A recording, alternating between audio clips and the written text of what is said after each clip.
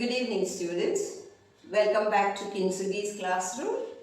We are still, on our expedition, and we have visited two people. I think we spent some quality time with Granny Dunnett and Professor Flashback.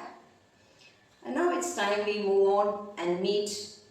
Today I have two more people here, two more very, very interesting people. But by their names, you can already understand that they are interesting, right? So we are going to meet two more people today. Before that, I would like to tell you a secret.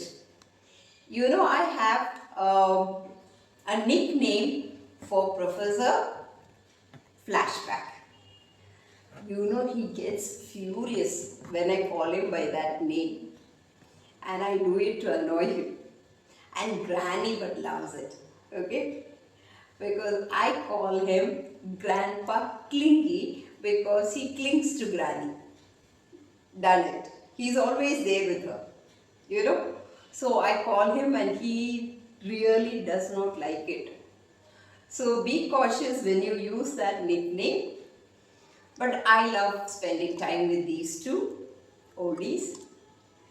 Okay, by now you must have understood, for me grammar is not, something lifeless. It has life. It lives, right? So, now we are going to meet two more interesting people. We are going to meet Uncle Pop and Aunt Braggy. Before we meet them, I would like you to maintain a journal.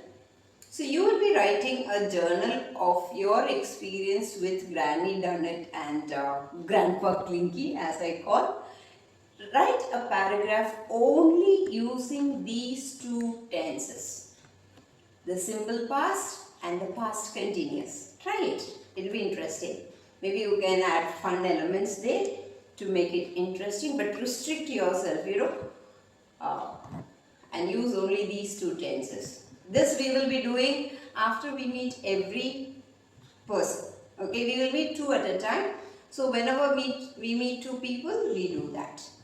Okay, so today we are going to meet Uncle Pop.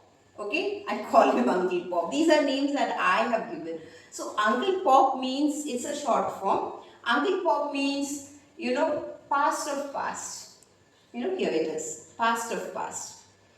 So Uncle Pop is someone who talks about an action that happened before the action. So and the one person who hates Uncle Pop is Granny Dunnett. Because whenever Granny goes to say something, he tells her that I reached before you. I did it before you. He keeps, and that annoys Granny Dunnett. But they go together. Again, they go together, but he is a very, very annoying character for her. Alright? So, if you see in all these, Granny Dunnett will always be a part of them. Part of this, these four people. She is there. And some she enjoys, some she gets annoyed with. So, here we have this. So, an example for it. So, as I have put, please don't follow this board. I have already uploaded a PowerPoint presentation of the Tenses Town expedition. So, when you want to take notes, please refer to that. I have given more exercises and things like that. It is explained better there. So, here this is only a briefing so that you understand. So here past perfect is action completed before another past action. Both actions take place in the past. But past perfect are used for the action that happens before. Okay, when two actions take place, the action that takes place before will be this. That's why I call it past of past. Both are past. The past perfect is past of past. So, an example for this is I had already left the party before the cake was served. Okay. So, who is saying? Uncle Pop is saying before the cake was served, I had already left the party. He had already left. So, he always does, something before another action. And then here, so the next person that we are going to meet is Aunt Braggy. You know, I call her Aunt Braggy. Okay, because she likes to talk about, for how long she had been doing something, you know, and then she goes on about an ongoing action. Okay, so she also refers to Granny Dunnett. Granny Dunnett will be there, but she will be telling that I had been doing this for this long. Okay, so sometimes actually it is not necessary that Granny Dunnett has to be with her. She can be independent also. Okay, and then she also will talk about the duration, for how long.